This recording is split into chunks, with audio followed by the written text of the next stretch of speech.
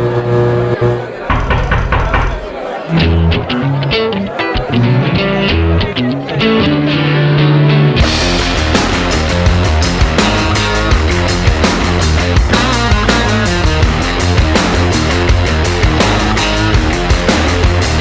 guys, how's it going? Awesome. We're going to check out some guitars. Hot, burning up like a Molotov, pedal to the flow, flood the carburetor, slow down, what for? Got my finger on the detonator. Boom. I think we came to the right spot. Yeah, right? Immediately, first impression, this is the first thing that caught my eye. This was Jeff Buckley's Telecaster. How crazy is that, to be that close to that guitar?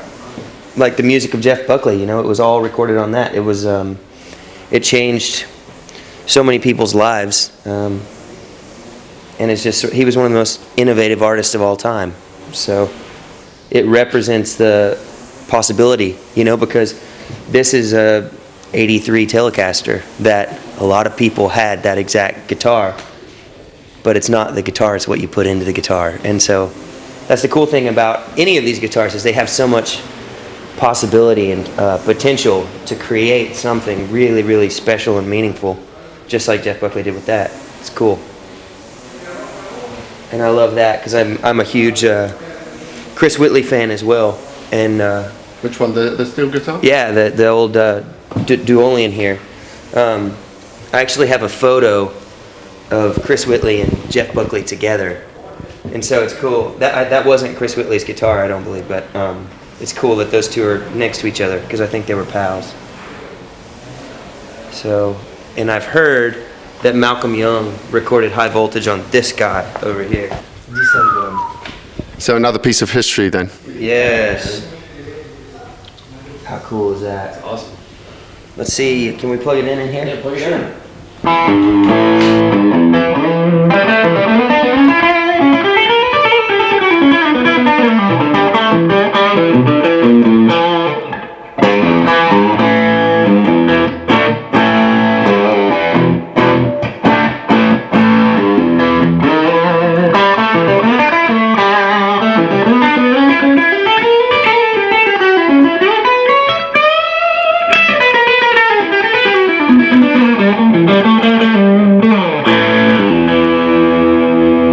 Wow, that's pretty amazing. He's got the shirt on for it too, look. AC/DC for those about to rock shirt. Check it out. There he is. Yeah! Wow. She did look.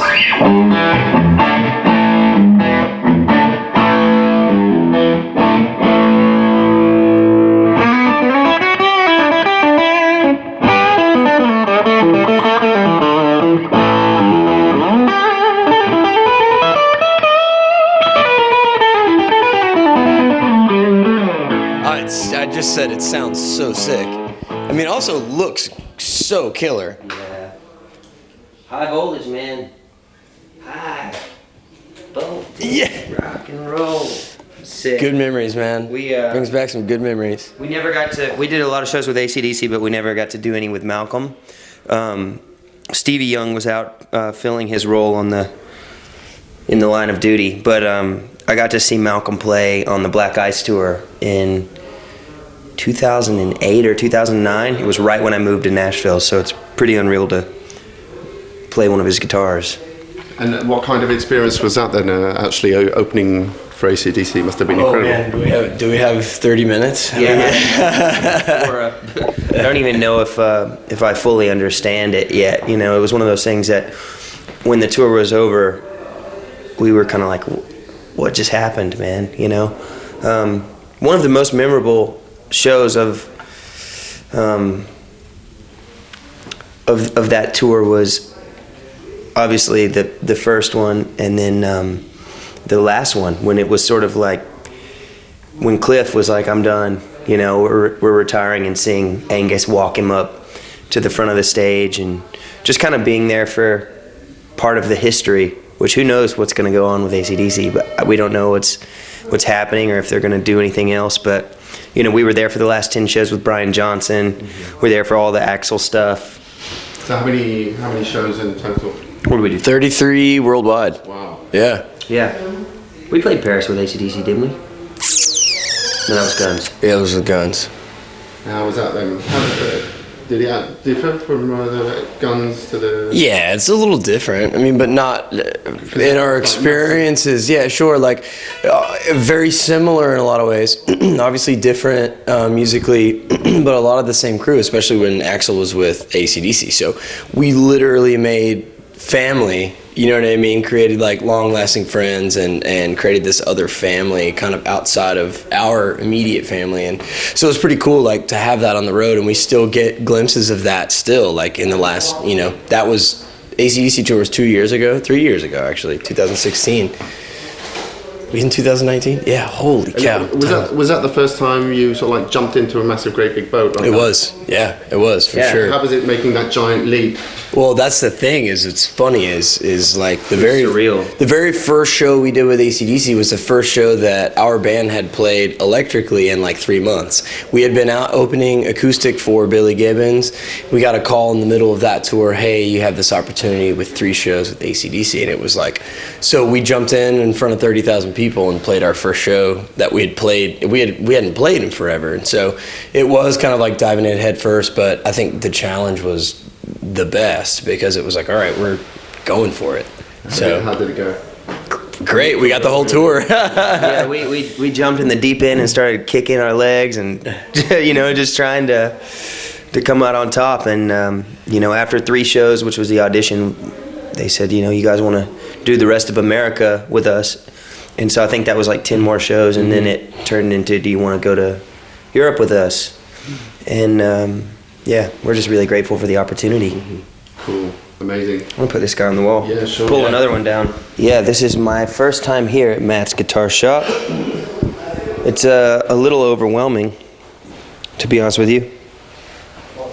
Speaking of Billy Gibbons, there's a lot of Billy Gibbons guitars over here. Let's check them out. Yeah, so this is sick. This guy, Caleb, you hold this? Dude, if I was gonna pick which one you were gonna pull first, it would have been that one. Get a good look at the headstock here. Custom Shit Blaster. What else does it say? It says your name. That's sick. Let's see what this guy sounds like.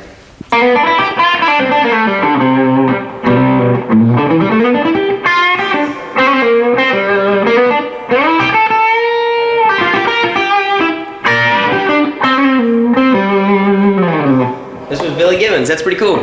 What does that represent for you? What's your relationship with Billy? Oh man, we've you know, I met Mr. Gibbons when I was 15, I think, at the Sunset Marquee in Los Angeles, and I was instructed not to go into the bar area, which is where he was at the time. And I went into the bar area, and he said, "You a songwriter?" And I said, "Yeah, I'm a songwriter." And he goes, "Well, you got any titles?" And I said, "I can think of one." And he said, "You see that girl over there? She's for me." And he wrote it down on the back of a business card, which his legendary business card says, you know, Billy Gibbons, friend of Eric Clapton. But yeah, and then I got to tour with ZZ Top and Jeff Beck. Thanks to that encounter. Not thanks to that encounter. That was just sort of a Casual. a happenstance thing. And then, you know, getting to tour with ZZ and Jeff, basically because I had been on the road with Jeff during his Emotion and Commotion tour, and then he joined up with ZZ Top. Jeff. Yep. And Beck. Mm-hmm. Yeah, Jeff Beck. To clarify. So.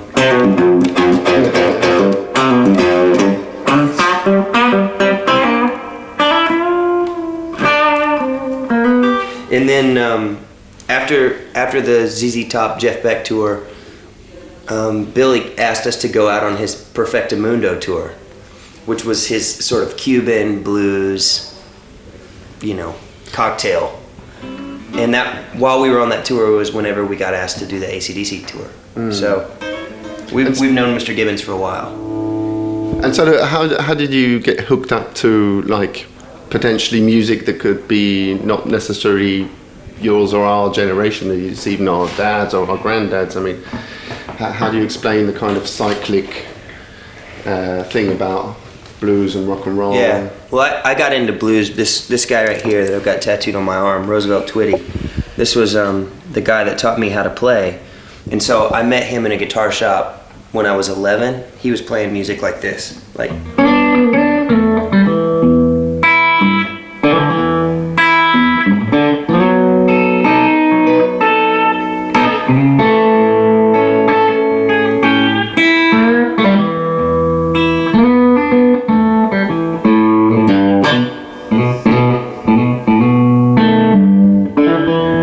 And so then when I was 15, I ended up at a Black Crowes concert by accident, and I believe the first song... In the audience?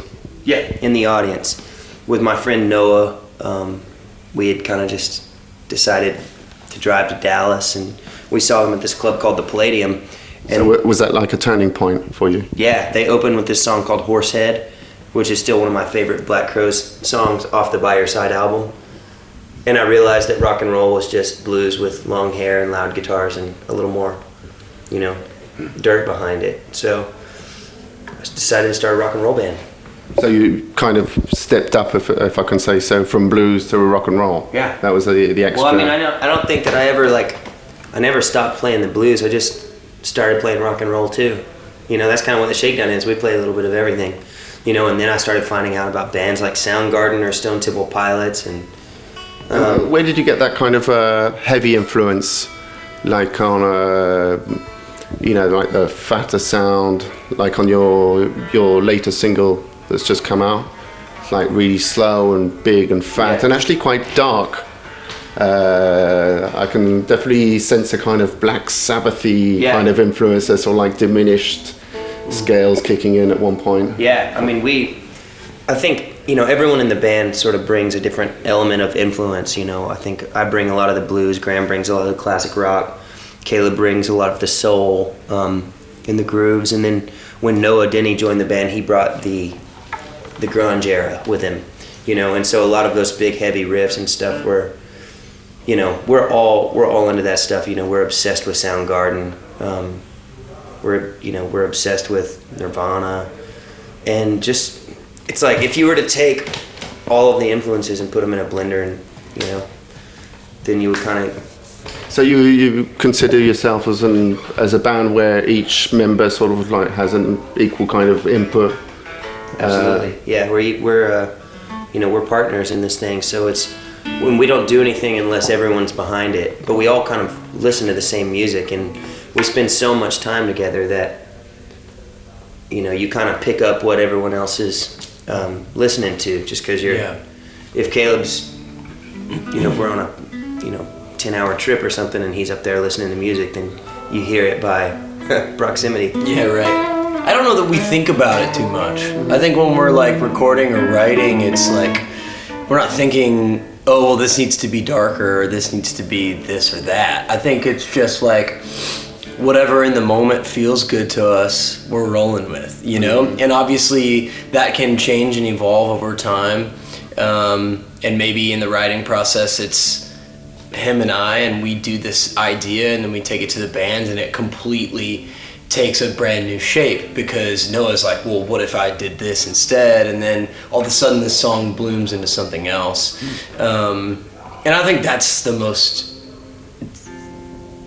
rewarding part of being in a band, basically bouncing off each other's ideas. And so then playing live and going, all right, well, let's not do a set list tonight, and then following him and like just having that like chemistry. And I mean, we have a lot of years under our belt, me and this guy, but that stuff comes with just doing it all the time, And do you let yourself a margin of improvisation during a set, or is it like really tightly scheduled? Sure. That's what I mean. Is like, I think that's when we have our best shows, when we're not kind of locked into this, or we have to play it this way, or the solo has to be 2 times long, or you know what I mean. It's like we're not thinking about that. We're just playing, and like wherever the spirit leads us is like where we're going.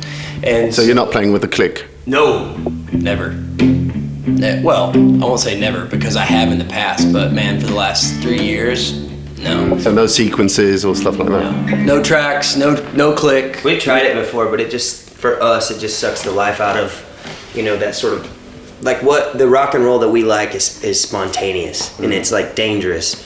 And so if we're tied, Wouldn't that be the one kind of definition of rock and roll, by the way? Yeah, we're like dangerous. If we're like stuck between these walls of we have to have a pre-recorded delay trail here, and we have to have the clap sample that's on the album here, and then we have to have a shaker come in here.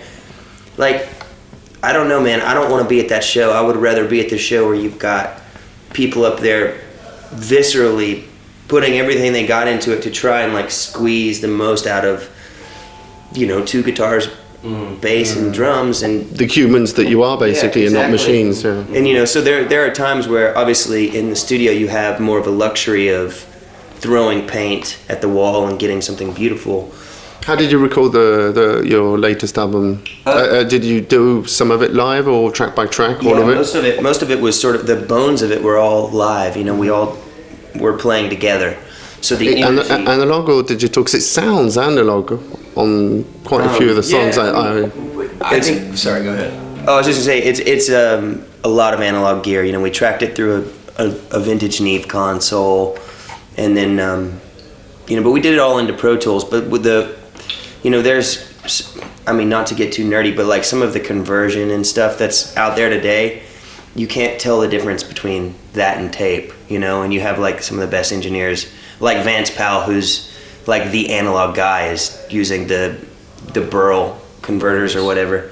Look, dude, we're acting like we know what we're talking about. It sounds badass though, so that's all that matters, Like the truth, that's the kind of the idea, because we geek out and spend so much time making demos, and a lot of those demos have gone to become the record, or ended up getting placed in random spots.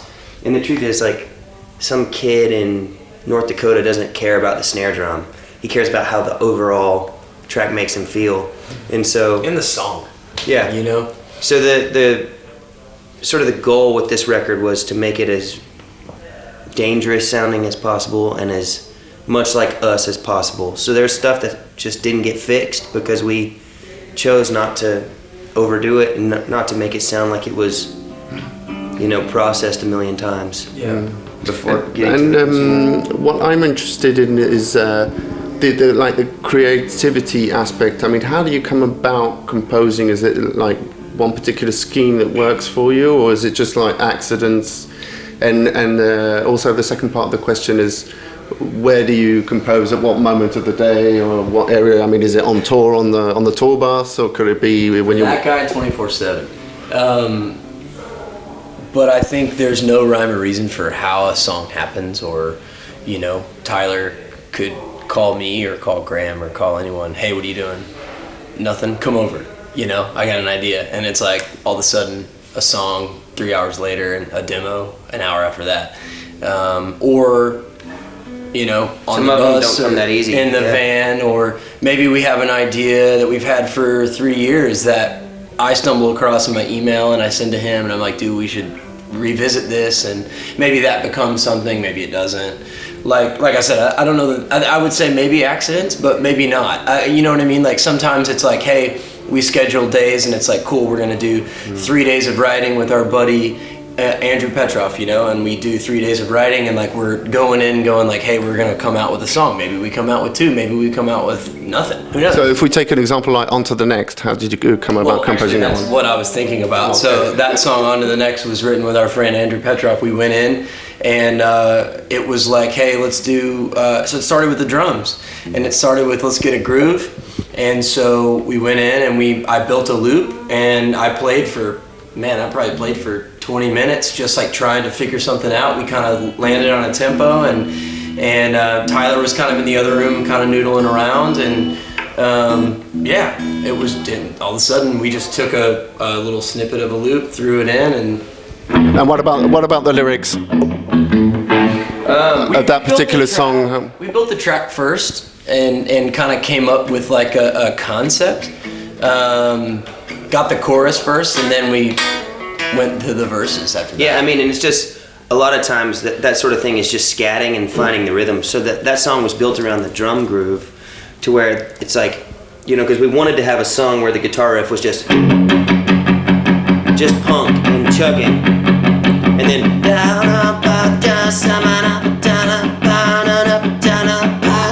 you know, and it's like it starts out like this is the attitude that we want, and then pretty soon it's soda bookshop blowing all the locks off, Coming in hot, burning up like a Molotov. Pedal to the flow, flood the carburetor. Slow down, what for? Got my finger on the detonator. Boom! and it's like trying to just get that, like that energy out, and then, you know, I mean, that song sort of wrote itself in 30 minutes or something. Tell me a bit about the lyrics. I mean, what does it actually represent? Were you actually talking onto the next show? I mean, I don't know if there's really like, there's like this thing that happens sometimes when you're writing and you're like kind of getting lost in the music, where you kind of check out and you're not thinking. Like right now I'm thinking. When you're in that process, you're not thinking so much, and so sometimes words come out and they don't even really make sense, but then you kind of step back and you're like, oh, I was just a conduit for this song to pass through. And I think for me, it's like, yeah, that's our mentality when we're on the road, is leave it all on the stage, leave the venue a pile of bricks, and get on to the next show. But you know, it could be, I think for me, that song is just an empowering song. It's a song of like, yeah, I'm here to do my thing, and I am what I am. I do what I do. yeah, it's like, exactly. you know, take it or leave it. But this is what I'm doing, and the footage, because like there seems to be part of the video clip that's actually probably made in a studio or something, and then there's a whole bunch of live shots. Are they from the AC/DC Guns tour, for example? Some of them are, yeah. I think some of them are from the Clutch tour that we did last year. But a lot of that is shots of us finishing the show and waving, which is kind of what he was just saying. And tell me a bit, because I often see you out at the front, which is like extraordinary for a drummer. Tell me a bit about that. So I have this drum actually over in the other room. I call it the gong drum. You've got it here. Yeah. Can we check it out? Sure. That's mounted. Well, it's not mounted right now, but I mount it when we play, and you can see that it's seen better days. It's been finished up. Look, that's blood right there. So that happens. Is it your blood? It is indeed my blood. But yeah, so it's got some tape on it, and this thing literally travels the world with me, actually. But yeah, man, I just it's fun for me because I can get a lot of different sounds out of this thing, with the rim, with the side, with, you know, whatever, and so I play the stand that it stays on, and I think it happened just organically. One show took it forward and did a thing on it, and it became a thing that we did. And I do it every show, and it's fun, even in the stadiums. It's fun for me because I'm pretty ADD, so like I can't sit still when I'm playing. I can't sit still when I'm doing anything. What's ADD mean? Just attention deficit. So so I'm like all over the place. So as a drummer, most drummers just sit and play, and for me, it's difficult to do that. So I stand on my drums, I'm running around, I'm like doing everything. So, and I like to be a part of the action. So I come up a few times depending on the set we're doing. But you actually play like a whole song on it or something? Oh yeah, we do like Ramblin' Bones on it, where I come forward and just play it the whole time. And like I said, I can get like different sounds out of it. Normally I don't have this little felt strip in it. Whose is that Leica camera? Oh, it's a Fuji. It's a Fuji. Cool. It's mine, actually. Wicked. Yeah. I'm not a photographer at all, but I like to do it. But yeah, so normally I don't have the felt strip in it, but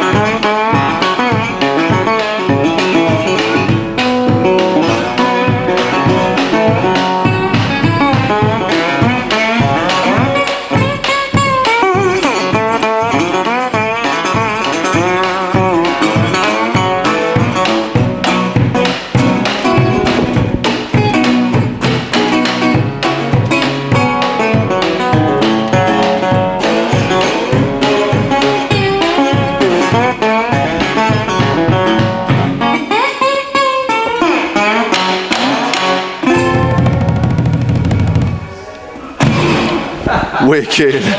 Woo! Well, thank you very, very much for such a warm welcome, man. Great chatting with you, man. Yeah, you too. Dude, that just made me sweat.